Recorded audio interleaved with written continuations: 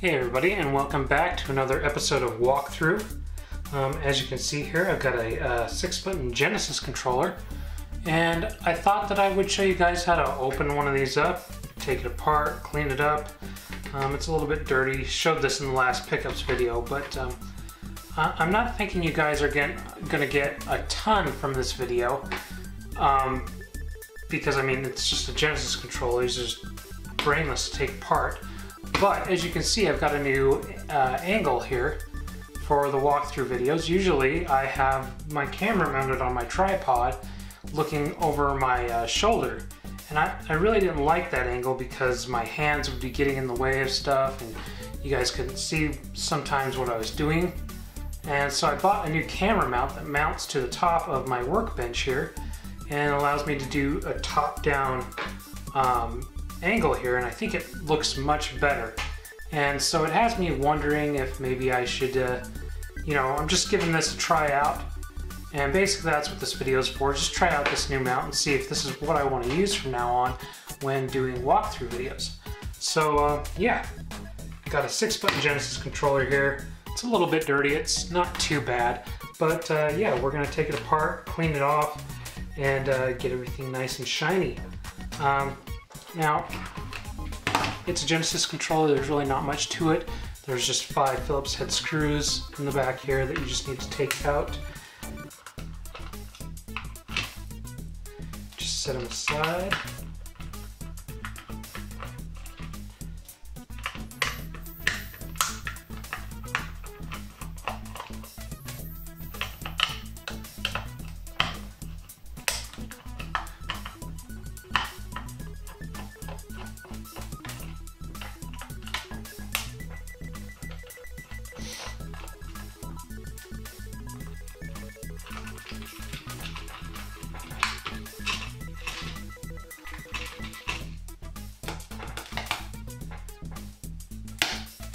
Alright, and then just take your back off here and just set it aside here. Now you've got your little mode button here. Just pull that out and set that over there. And then just pull up on the cord here, and the PCB will just lift right out. And we'll set that aside as well. Now, these buttons really only go in one way. And you can't mix them up. So really all you need to do is just this. Just dump them out.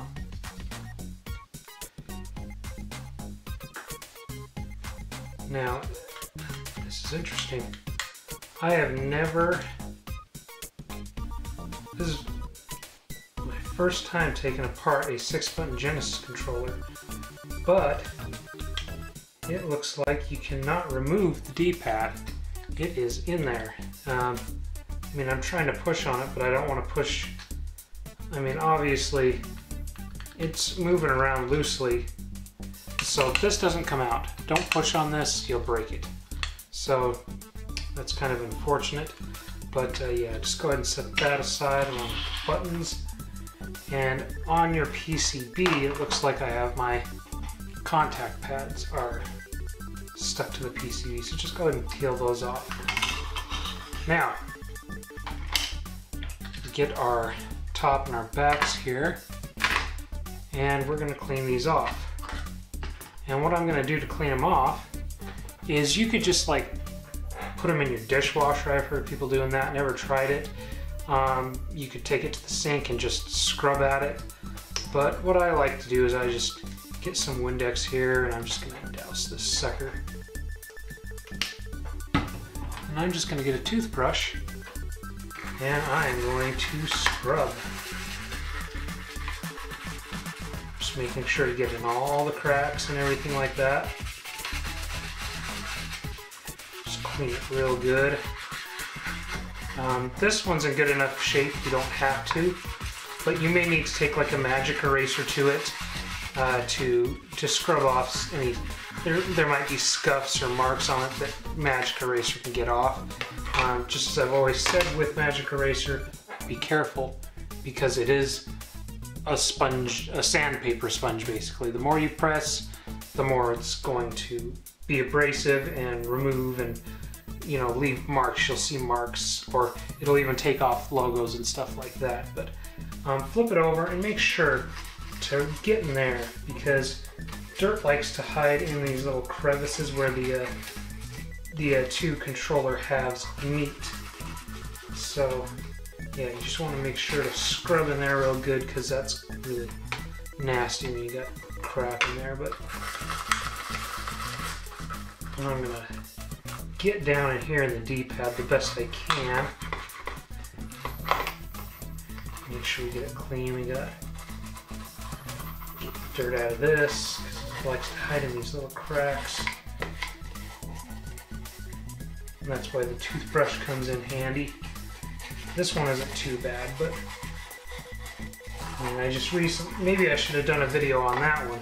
I just recently did.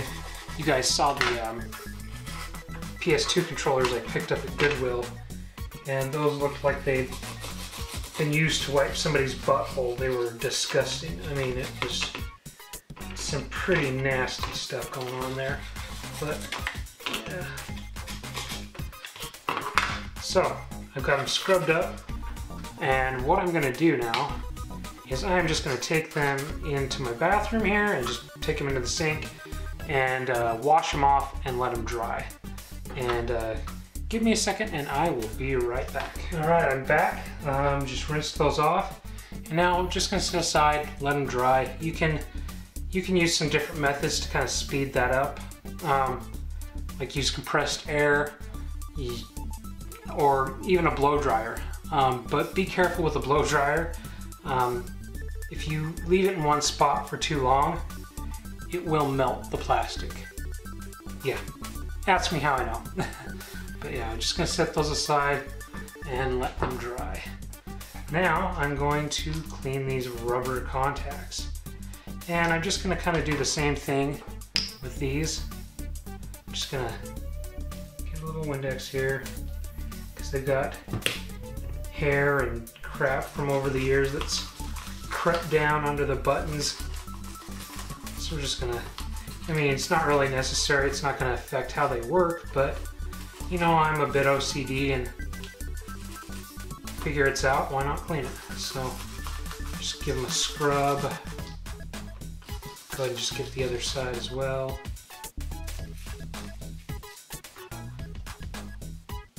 Come on. Now, just get a paper towel here. And what I do is I take them, I stick them in the paper towel, just squeeze on them.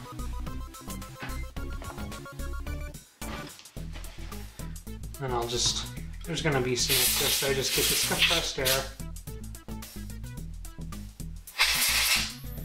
Make sure they're dry and set them aside. Really easy.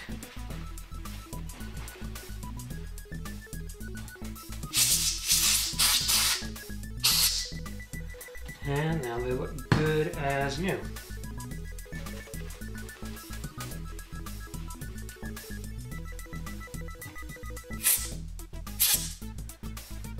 Okay, now for our buttons. These always have grime in the nooks and crannies because, well, you know, you're touching them. But just get in there and get that crap out of there. Just get a paper towel, just like with the buttons, or with the contact pads. Just and blow out the crevices with the compressed air.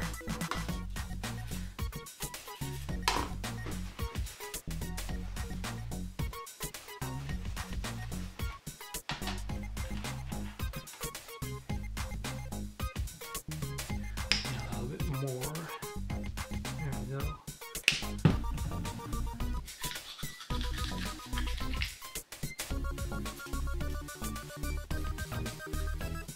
So I will go ahead and clean up the rest of these buttons, and we will be right back. Alright, I'm back. I've got everything cleaned up here. Actually, one thing I forgot to do was get down in here better. Actually, I've scrubbed out enough that it's coming off pretty easily with a little bit of pressure, but to get down in there, it might be easier to use Q-tips, or like I'm doing with some paper towel here.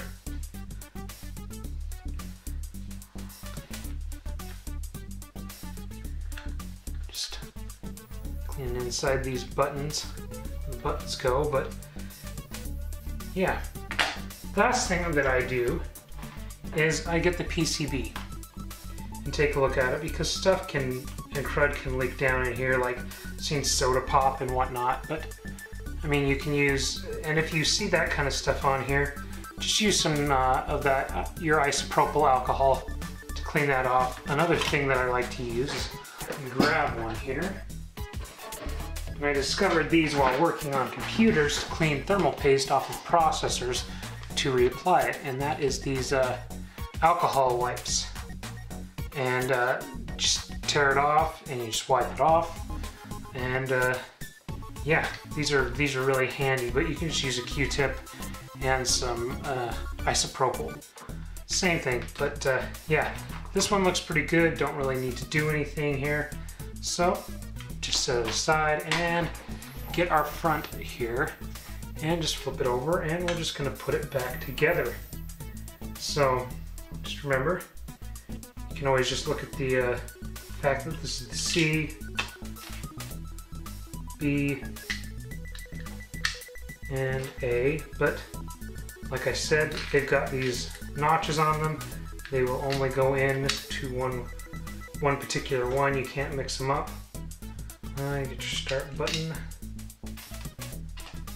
Got Y, got X,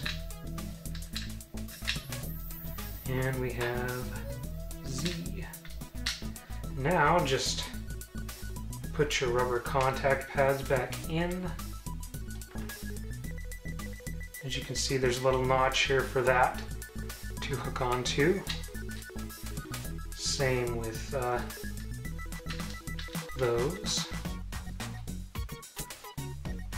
Now, just get our PCB here and flip it over. Now, I should reiterate, make sure that the two halves are dry before you do this, because, well, I mean, there's no power running through this, so it's not really a concern, but I mean, it's not going to blow anything up unless you run power through it. But I mean, just as a precaution, make sure everything is very dry before you put these back together. And then lastly, you just put your mode button back in here.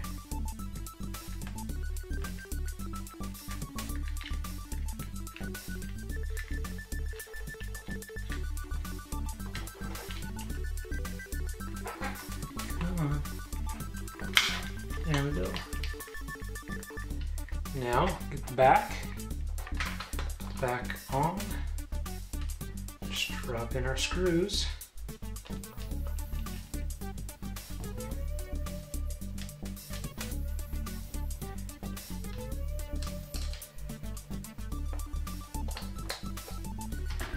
And tighten them down.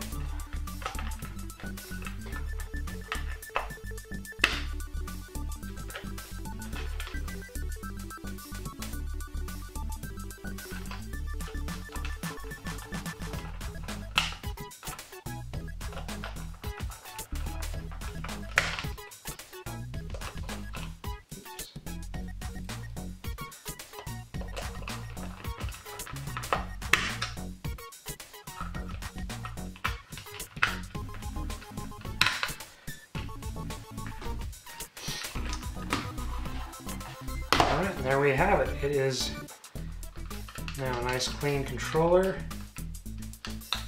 Everything looking good.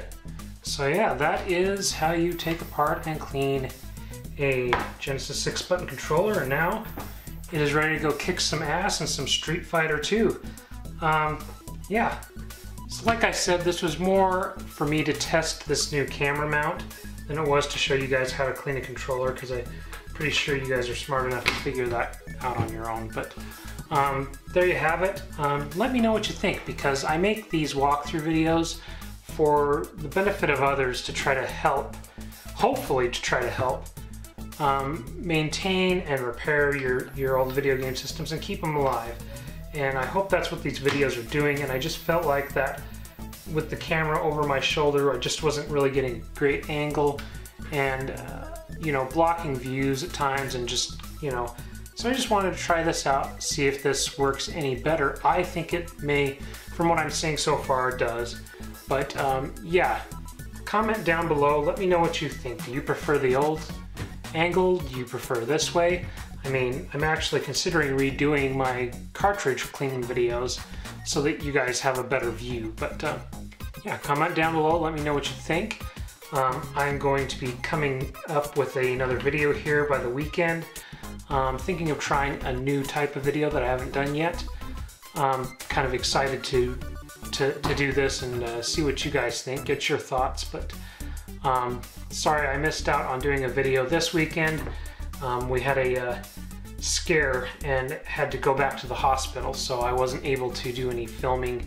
And when I got home, I sold the car, and I got to get it ready to ship. So yeah, so that's where my weekend went, unfortunately. But yeah, we will have another video this weekend, and I will see you guys then.